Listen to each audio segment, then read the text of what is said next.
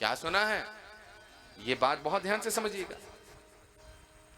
बोले महाराज मैंने सुना है कि जो काम व्यक्ति के भाग्य से नहीं हो सकता, जो काम व्यक्ति के भाग्य से नहीं हो सकता, संत यदि कृपा कर दे तो वो काम भी हो जाता। ठीक है मेरे भाग्य में संतान नहीं है, कोई बात नहीं। अरे आपके आशीर्वाद में तो है, क्योंकि मैंने सत्संग में सुना है संत कृपा कर दे तो सब काम हो सकते हैं। कथा सुनाऊं इस संबंध में एक और जबरदस्त। एक व्यक्ति था, महाराज समस्त सुख थे, बिल्कुल ऐसी आत्मदेव जैसी स्थिति थी, लेकिन संतान कोई जीवन में नहीं थी। भगवान नारायण का बहुत भक्त था, कोई संतान इसको जीवन में नहीं थी। एक दिन आकर के नारद जी इसको मिले, पति और पत्नी दोनों को दर्शन दिया, और जैसे ही दोनों ने दर्शन नारद जी का किया तो दोनों ने हाथ जोड़ करके पूछा कि देवर्षि आपका दर्शन मिल गया, अब निश्चित भगवान का दर्शन हमको होगा, ये तो हम जान गए, क्योंकि भागवत कहती है कि नारदो देव दर्शना, जिसे नारद का दर्शन हुआ हो उसे नारायण का दर्शन अवश्य होता ही है, जिसे नारद मिलते हैं उसे नारायण मिलते ही हैं।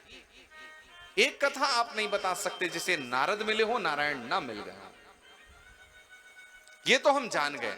लेकिन प्रभु हे नारद जी आप एक उत्तर जल्दी से ला करके भगवान से हमको दे दो, क्या जानना चाहते हो बोलो।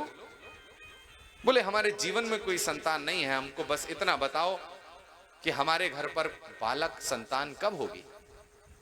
बोले ठीक है जल्दी बताएंगे। नारद जी गए नारायण के पास और जाकर के पूछा कि महाराज पृथ्वी पर आपका एक बड़ा सुंदर भक्त है, एक प्रश्न उसने किया है कि उनको संतान कब होगी।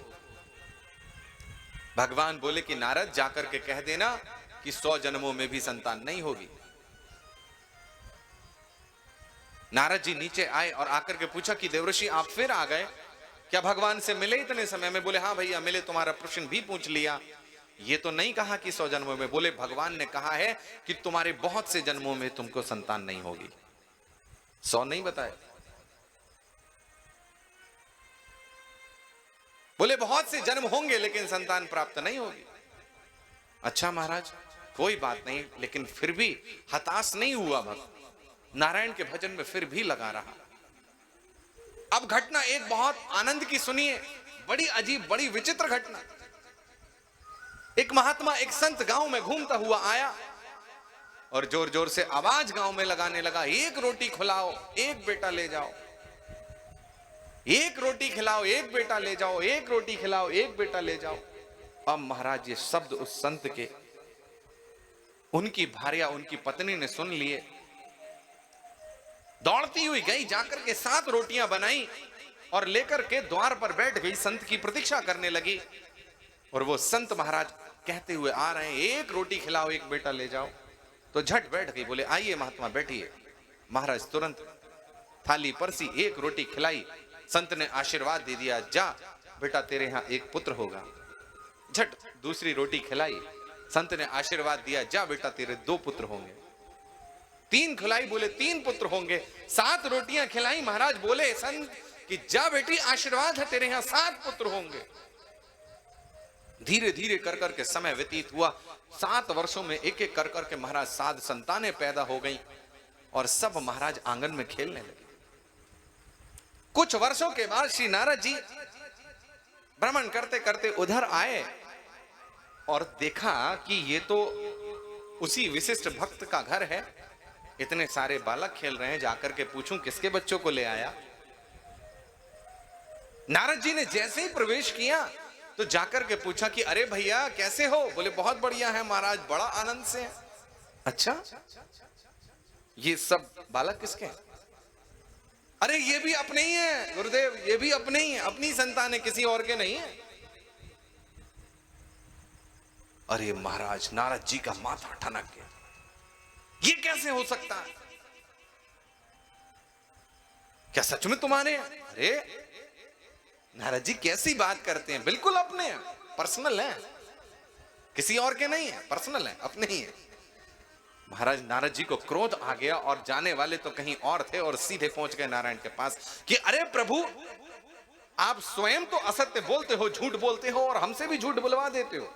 अरे जब 7-7 बेटा देने थे तो हमको क्यों बताया कि 100 जन्मों में संतान नहीं हो सकती? 7-7 बेटा उसके घर खेल रहे।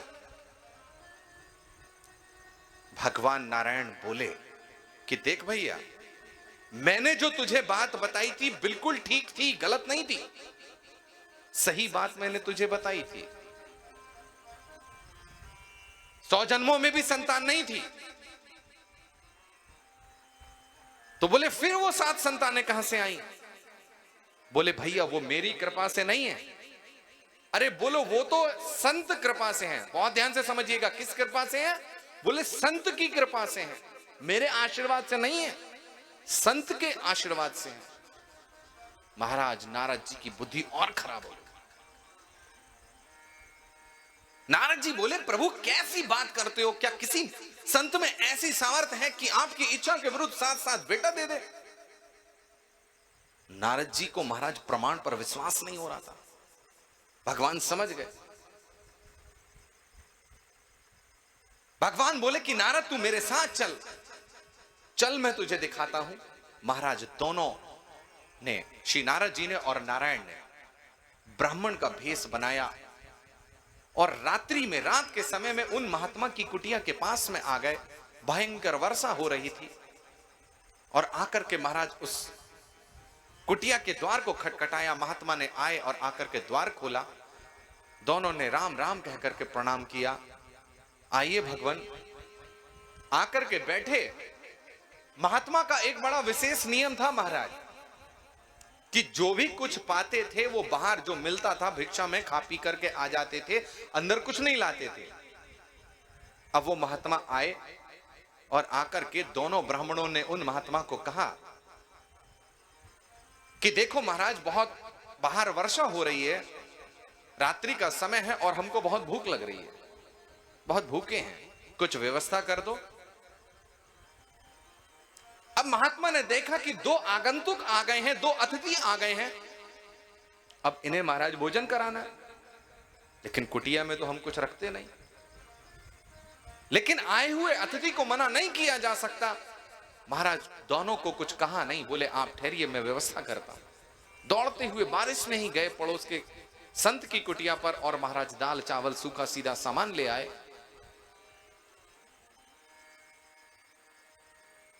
अब बैठकर के पकाने की जो व्यवस्था की, महाराज तो देखा कि लकड़ी तो गीली है, बारिश पड़ रही है बाहर, लकड़ी तो जलती नहीं। अब खाना बने कैसे? महाराज महात्मा ने क्या किया कि अपने पैर के ऊपर एक कपड़ा बांधा, पैर के ऊपर कपड़ा बांध करके उसमें आग लगाई और महाराज अपने पैर को चूल्हे में दे दिया और उस पे बैठ करके रोटी सेकने लगे। और नारायण लेकर के नारद को आए कि आ नारद, आकर के दर्शन कर, जो महात्मा अपने शरीर का त्याग कर करके, अपने पैर को जला करके, शरीर को जला करके तुझे भोजन दे सकता है, क्या वो 7 बेटा नहीं दे सकता?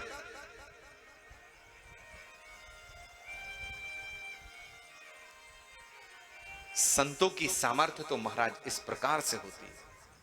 संत यदि कृपा कर दे तो सब कुछ संभव है। उन संत ने कृपा की और आत्मदेव को भी एक फल दे दिया। फल लेकर के आ गए थे, कथा आपकी संपूर्ण सुनी हुई है। पत्नी को दिया और जैसी धुंधली ने फल को लिया, अनेक कुभाव